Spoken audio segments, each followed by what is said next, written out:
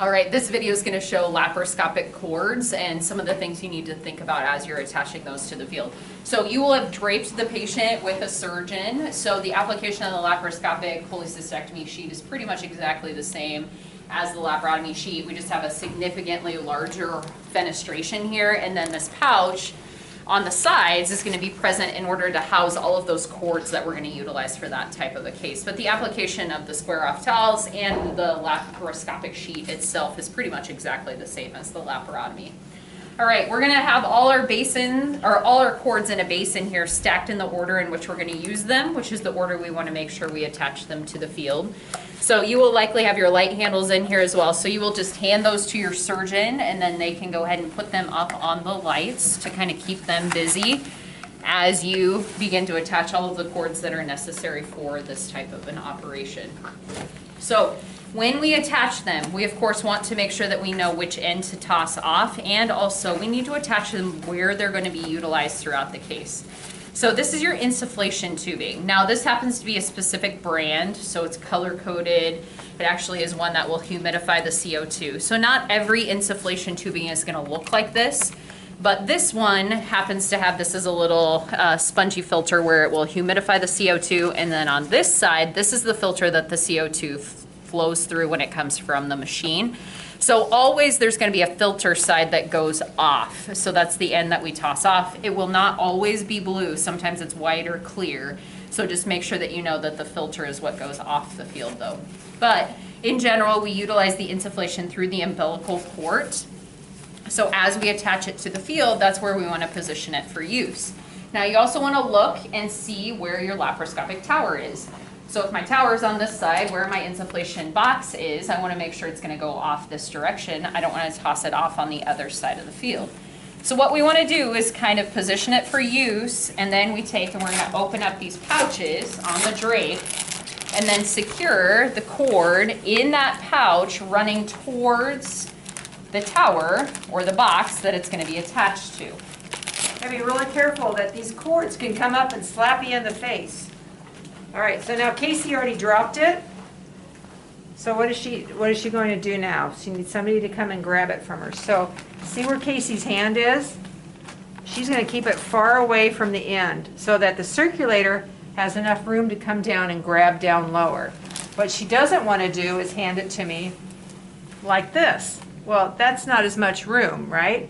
So the circulator would come and take it. I'm only a few inches away from her, so it's safer to make sure I have a lot of room. Circulator's going to come in and just grab the end that they need, and then they'll hook it up to insufflation.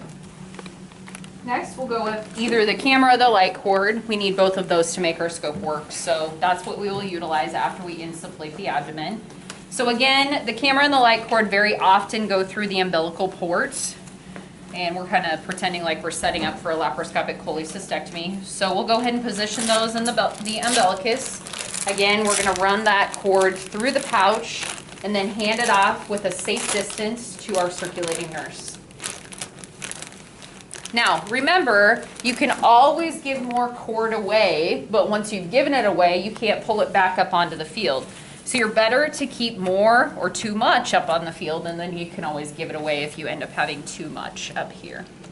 Now remember that you're going to know which end of that light cord to toss off, because you're going to make sure that it fits on the side of your scope as you're setting it up on the field, because that's something we always double check ahead of time so that when you go to use the scope, you're not going to accidentally find out that you didn't check those and then they don't work and then you have to call for a different light cord. All right, here's the camera. We'll attach that next. So again, going to be utilized through the umbilical port. Keep enough on the field and a little extra, and then again run it through the pouch and then toss it off to your circulating nurse. Now cameras and light cords and a lot of pretty much anything we use in the OR is very, very expensive, so it's not something you want to take and throw on the floor for sure. So if you can hand it to your circulating nurse, that is a much better technique than just simply allowing it to fall from a significant distance where it's going to damage that item. Now I can say, Casey, I don't have enough cord. Can you give me a little bit more? So Casey can give me a little bit more, but like she said, she can't take it back.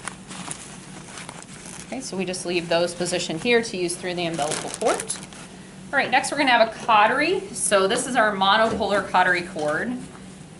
So it just has the one end here. If you had a bipolar, you would have 2 prongs on the end. But remember, this monopolar cautery can attach to a J-hook or really any laparoscopic instrument that has the little gold piece that sticks up off the top. Now we generally attach the cautery up above because that's where the surgeon's going to be utilizing it, and they can interchange it throughout various different instruments. Try to make sure you don't have a big old huge knot here before you toss it off to your circulating nurse. But again, you want to look and see where your cautery machine is. The cautery machine is not always on the laparoscopic tower. So make sure you know where it is and then toss it off to your circulator. And then we're going to attach it to the drapes. Like this is a little Velcro that we can use.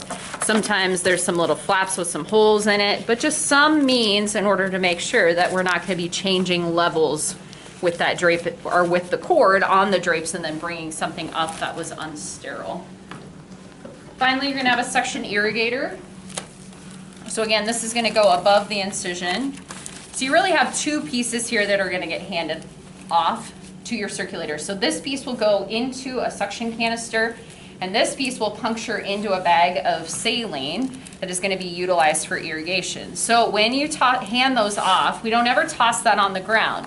This cap is protecting the spike that is going to go into a sterile bag of fluid and have sterile fluid flowing through so that we can irrigate on the field.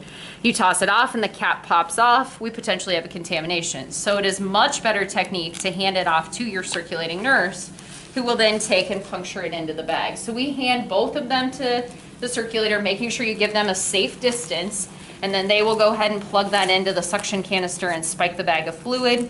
And then we're going to secure that tubing up towards the head of the patient. Now, remember, patient's face is underneath here, endotracheal tube, all those kinds of things. So make sure you're not going to dislodge something or set something heavy on the patient's face. All right, move the basin back. Then you're going to bring in the Mayo stand. Again, make sure that you're not backing up to the field like this. Get behind the Mayo and push it in. If you need to change your levels, remember that you can raise it simply by pulling up. To lower it, you step on the button, and also make sure that your Mayo cover has been pulled down by your circulating nurse before you push it in over the patient. Push it in, put your hand underneath to make sure it's not resting on the patient. And then we're going to attach these other items to these cords that we've just attached up at the field. So I have a J hook, which will hook up to my monopolar cautery cord here. Now these people will just take and kind of put down into the pouch. Make sure you don't put them into the fenestration here. So into the pouch. Some surgeons actually use those pouch drapes that we can attach to the field as well. I have my suction irrigator tip, which here will fit onto my suction irrigator tubing. You kind of have to push in a little bit to get it to feed onto those threads. And then again, you can take and just put that in the pouch so it's ready to go. Be sure that you're cognizant of how close you are to your face. We have these really long instruments here, so make sure you're not getting too close up by your mask. And then I have my scope, which is going to attach with the camera at the top. So remember, we kind of squeeze these together, put this on, and then my light cord will fit on the side here. We have our scope warmer, and we really try to keep our scope in the warmer as long as possible. So even after you attach the camera and the light cord, you can go ahead and just keep it in the warmer. And then our insufflation tubing will attach either to a Verey's needle or to the trocar. So we don't attach that to anything right now until we actually insert those into the patient. We can take and put that scope back up on the Mayo stand, but just keep it in the warmer so it stays warm. We will take and squirt some defogger on our little sponge and just put that on the drapes kind of inferior to the umbilicus where it's going to be used, as well as put a couple of Raytex sponges up on the field so that we can white balance the scope and kind of blot the blood after we make the initial incision.